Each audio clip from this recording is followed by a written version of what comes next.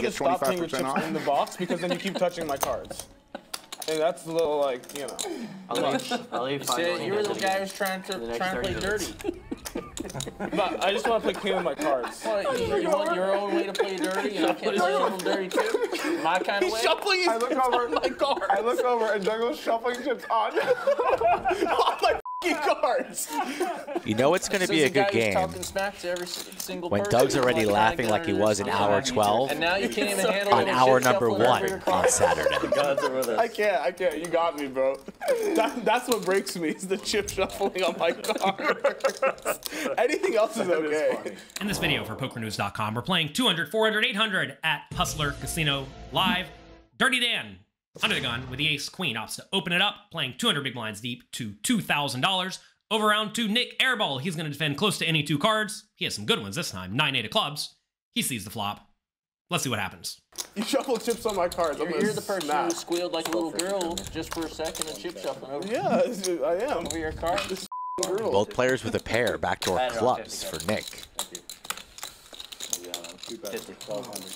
We have Joey Ingram here, itching to get into the studio. Flop comes ace, 9, 4. Nick checks as he should do with everything. Dirty Dan opts to bet $1,200. Nick has a very easy call. Nothing to see here. Nice, easy poker. Let's go to the turn. To have a chat with Mr. Airball. That's going to happen at 1,500 likes as Dan hits trips here on the turn. 75, 250. All right,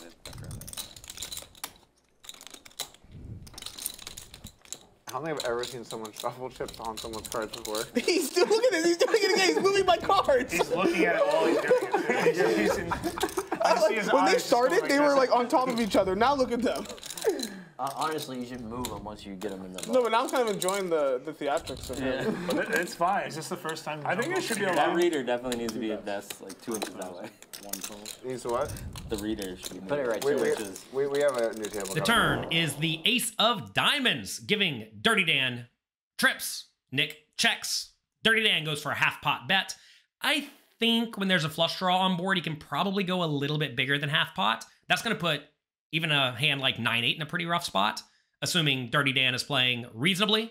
And look, I know Dirty Dan tries to be all flashy and whatnot, but I think he just plays good, tight, aggressive poker for the most part. He doesn't play too insanely. He does find good GTO bluffs, of course, but it's not like he's opening it up with all sorts of garbage and then blasting like crazy post-flop. So this is a spot. If Dirty Dan's under the gun raising range is quite strong and gonna have a lot of ace X in it, even a 9 is in a pretty rough spot if your opponent does bet decently big. So Dirty Dan goes for the half pot, which is fine and good. I maybe would have gone a little bit bigger with a large chunk of bluffs as well, but whatever. Nick has a pretty easy call, and we head to the river. This table's too small. Yeah. Check mark here. I saw it not down today. So it's For Jungleman. Yeah, this table is pretty small. It's almost done. But you know, we could make a rule where you're allowed to shuffle 400? your chips on somebody else's cards. That Oh, could be like an official rule of the lodge. That seems like a phenomenal rule. What could go wrong? Airball goes for the $400 extremely small block bet. Yeah, there you go. And starts shuffling Make it on his mandatory. chips. Like, if it's heads up, you must shuffle your chips on somebody else's cards. Funny. I don't know if you guys are listening, but Taras in the background is like a bad idea factory. Of course. Let's smoke in the lodge. What's the worst that can happen? What are you going to do? Carry The it? river is the 7 of diamonds, putting up the backdoor flush. Nick decides to go for a $400 bet, which is a minimum bet. And facing the minimum bet, Dan has to ask, does this bet mean anything? Maybe it does, maybe it doesn't. But for all practical purposes, assuming you don't know what your opponent is doing, minimum bets should essentially be treated as a check. Now you may say, obviously, this means something from Nick, right? And it probably does. The thing is I don't know. I haven't spent a lot of time studying Nick's game, so I don't know what he's doing in this situation. Typically when people make the minimum bets on the river, it's usually with a very, very, very thin value hand that would really love for it just to check through on the river. And if that's the case, obviously, Dan has a raise. But assuming Nick is going to do this with some nuts, and then also with some bluffs, when I say some, I mean very few for both of those, and then a lot of medium strength hands, Dan has a very, very easy raise. So over the minimum bet, Dan does go for a $13,800 raise, straight up for value.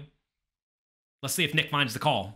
This out, the guy's 4,000 pounds. Yeah, let's just shuffle the chips on other people's cards. Big raise here. Clacks in play. From 400 to what was that, 50,000? 55-4. He's blocking some boats there with his niner.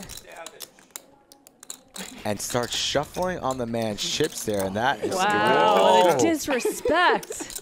Yeah, there we go. This is excellent. This is excellent. Nick does not find the call, and instead, he puts in a chunky raise. So it went 400, 13,800, and now 55,400. Roughly half, I guess, a third of Dirty Dan's stack. A nice chunky raise on this dirty river. Now the question is this a good hand to go for this raise with? The 9-8 of clubs.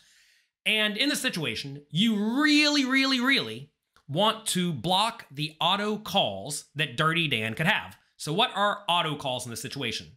Well, flushes and full houses, right? So in this situation, Nick really wants to have a 9, maybe a 7, maybe a 4, and certainly a high diamond, like the King of Diamonds or the Queen of Diamonds. I think if you have a hand like King of Diamonds 9, assuming you think it's not good enough to check and call, which maybe it is, I think it becomes a very nice bluffing candidate. Or even a hand like Jack of Diamonds 9. I think that's a pretty nice hand to go for the check raise with as well. In this situation, notice Nick's not going to have a ton of 7s in his range at all. I suppose he could have a hand like 9-7. That could be a pretty nice one to go for the check raise. But assuming you think the 9 is not good enough to just call a raise, you really want to have a 9 to bluff because that blocks Dirty Dan's Ace-9 and Pocket 9s, which are auto calls, right? And I think a King or Queen of Diamonds is also a pretty nice card to have too, if you could possibly have them, because those block the good flushes. That said, Nick doesn't care. He goes with the 9 of clubs, 8 of clubs, no diamond required. Let's see if Dirty Dan can find the call. Just shuffle. This is excellent. So Nick's, you know, Dan never ever folding here. Willie's probably thinking about raising or just calling the 55. What am I watching?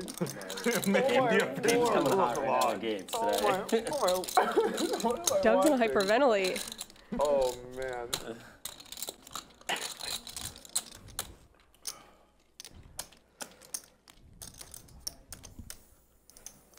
Table now. Hush. Airball's going to be a little tilted here when he finds out he's going to be losing this hand. No way Dan folding the trip aces here. Even though the flush gets in there, doesn't have any diamonds in his hand. But he's going to lay this down. Clock. Clock from Airball. 1 minute or 30 seconds? 30 seconds. Taking way too long for a 50 clock spin call. Nick called the clock a little bit early in this situation. What do you think? Let me know in the comment section below. And also, if you were in Nick's shoes in this situation, how long would you have thought before you called the clock? 1 or 2 minutes? 3 or 5 minutes? Or 5 or more minutes? Or do you literally never call the clock? Be honest. Write what you would do in the comment section below. He might lay this down. All in, you can take for an hour. Blocking boats, flushes out there. Stay close by today, buddy. Dang, Airball's saying I'm gonna be calling clock all day. And you see Dirty Dan here is a little bit confused, tilted. He's losing his focus, but can he sip this one out and make the call? Trip aces. 30 seconds. 30 seconds.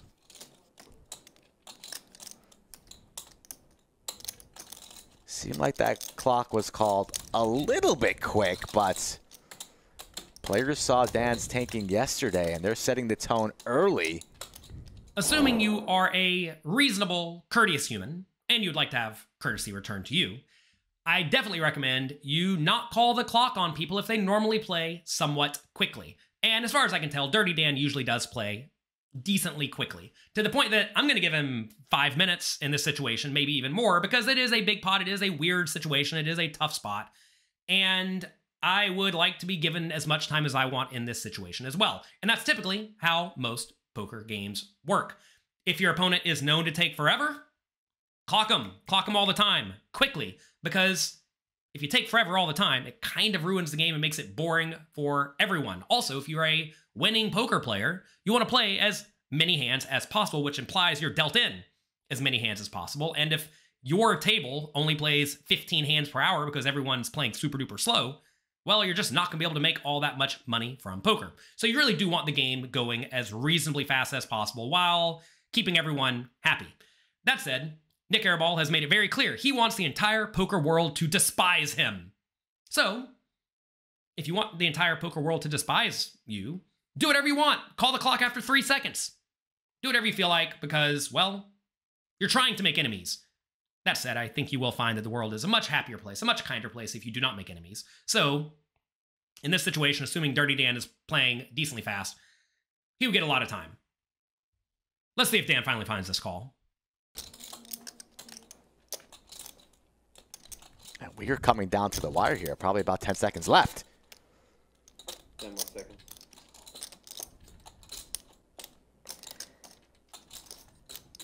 If I were Dan, I would call and slow roll in this spot.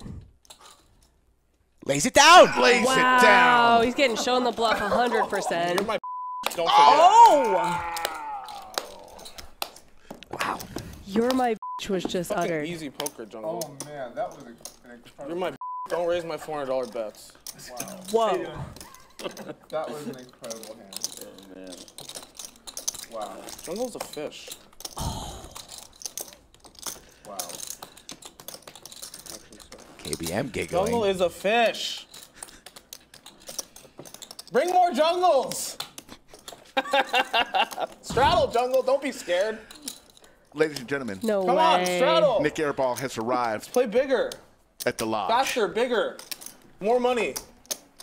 That was a wild hand, man. It was. I kind of want to give Jungle a hug. That was mean, Nik Airball. That was too good. That was too good. Fucking amazing. Oh, what was that? What do you expect from Dirty Dan? That's awesome. After much deliberation, Dirty Dan decides to fold. And you may say, how could you fold? You're against Nik Airball. He has Airball in his name. In this situation, I think from a GTO point of view, you probably want to call whenever you have a diamond in your hand, because that blocks some of Nik's re-raises, right? For value. When you do not have the diamond, it's just way more likely that Nik would make this play with a flush, which is almost always good. So I think, from a balancing point of view, Dirty Dan should call when he has an ace with a diamond and not call when he has an ace without a diamond, as he has, so he folds. Now, the question becomes, should you fold this against Nik? And it's very important in this situation to consider what type of fancy play syndrome your opponent has. If Nik is the type of player who's going to make this minimum bet on the river, which kind of already lets you know he's going to be making fancy plays, is he going to bet tiny on the river and then make a big chunky re-raise a little bit too often as a bluff or a little bit too often for value? If you watched any of the videos I've made on YouTube, especially among the smaller and medium stakes hands, when people apply aggression on the river, they almost always show up with the nuts. So in that scenario, obviously, Dirty Dan has a very easy river raise and then fold if you get re-raised. But Nik is not that type of player. He likes to battle. He likes to try to show who has the most machismo. Is that a word? Did I say that right? He wants to show who has the biggest cojones.